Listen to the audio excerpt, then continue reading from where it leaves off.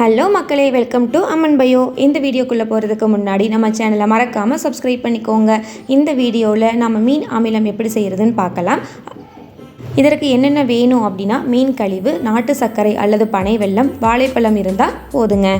மீன் கழிவுக்கு எங்கடா போகிறதுன்னு யோசிக்க வேண்டாம். நம்ம மீன் பிடிச்சதுக்கப்புறம் மீனுடைய தலை, வால், தோல், குடல், துடுப்பு தேவையற்றதெல்லாம் இருக்கும் இல்லைங்க, அதுதான் மீன் கழிவு. இதில் என்னென்ன சத்து இருக்குது அப்படின்னு பார்த்தீங்க அப்படின்னா, nitrogen, phosphorus, potassium and calcium சத்து இருக்குங்க. இதை நாம் எப்படி தயாரிக்கலான்னு பார்க்கலாம் வாங்க. ஒரு பிளாஸ்டிக் டப்பா எடுத்துக்கோங்க. அதில் மீன் கழிவு, பனை வெல்லம் அல்லது நாட்டு சர்க்கரை, வாழைப்பழம் சேர்த்துக்கோங்க. மீன் கழிவு எவ்வளோ எடுத்துருக்கீங்களோ அதுக்கு தகுந்த மாதிரி நாட்டு சர்க்கரையும் எடுத்துக்கோங்க. அது 1 kgனா இது 1 kg எடுத்துக்கோங்க. இதை எல்லாத்தையும் சேர்த்து நல்லா கலக்கி விட்டுட்டு காற்று போகாத மாதிரி நல்லா மூடி வச்சுருங்க. டெய்லியும் அந்த கெட்ட வாயுக்கள் வெளியேறதுக்காக டெய்லியும் திறந்து மட்டும் மூடி வச்சுக்கலாம்.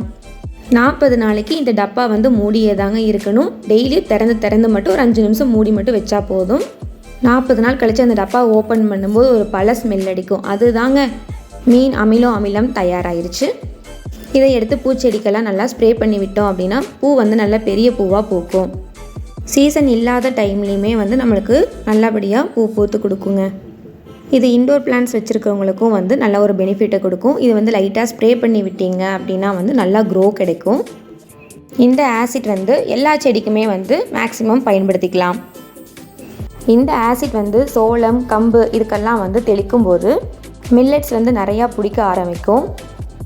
மாட்டு தீவனத்துக்கெல்லாம் தெளிக்கும் போது சீக்கிரமாக வளர ஆரம்பிச்சிரும்.